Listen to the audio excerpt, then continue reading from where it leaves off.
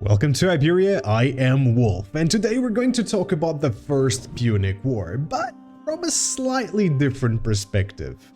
Instead of talking about the Romans or the Carthaginians, we're going to focus on how the Diadochi states, the states that emerged slightly after Alexander's death, how would they have viewed the First Punic War? And this is going to be interesting, so buckle up and let's find out.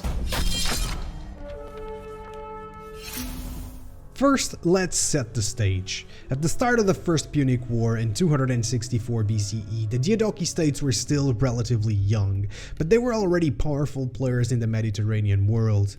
There were four main kingdoms: the Seleucid Empire in the east, ruled by Antiochus I Soter, the Ptolemaic Kingdom in Egypt, ruled by Ptolemy II Philadelphus, the Kingdom of Macedon, ruled by Antiochus II Gonatas, and the Kingdom of Epirus, ruled by Pyrrhus.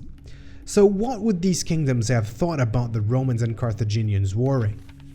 Well, the Greeks and Macedonians under Antiochus had a complicated relationship with both Rome and Carthage. On the one hand, they admired the military prowess of both powers, but on the other hand, they also saw them as threats to their own independence. As Polybius, the famous Greek historian, put it, it is a fact that both Romans and Carthaginians are truly great peoples, both in the number and the quality of their fighting men, and in the wealth and resources, but it is also a fact that they are rivals to each other for supremacy, and that their quarrels and wars threaten to engulf the whole of the Mediterranean world. The Seleucids and the Ptolemies, well, they were more directly involved in the war, as they both had interest in Sicily and North Africa.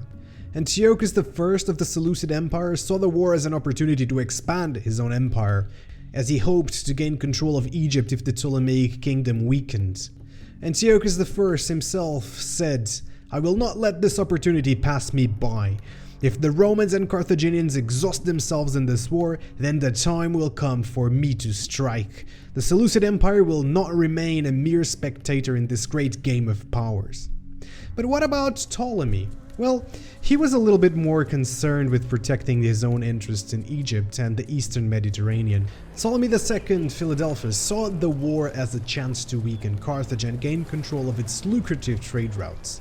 But he also feared that Rome might become too powerful and threaten his own kingdom. Ptolemy II is known to have said, "I must tread carefully in this war. If Carthage falls, then we must ensure that we benefit from its demise, but we must also be wary of Rome. Their ambitions know no bounds, and they may see us as a rival to their own power." The Epirots under Pyrrhus had recently fought the Romans and were forced to withdraw. He had a taste of the might of both Rome and Carthage, and as Pyrrhus left Sicily behind, he said, "Oh, how brave a field of war do we leave, my friends, for the Romans and Carthaginians to fight in." Pyrrhus's prediction would come true just a decade later when the First Punic War ecloded. He was fully aware of the power and ambitions of both nations. And so, there you have it, a glimpse into how the Diadochi states would have viewed the First Punic War. And while they were not directly involved in the conflict, they saw it as a game of powers that could have far-reaching consequences for the Mediterranean world.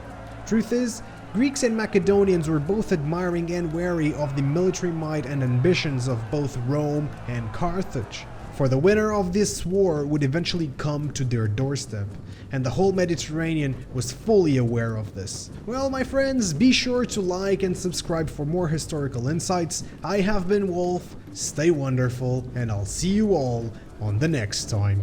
Peace.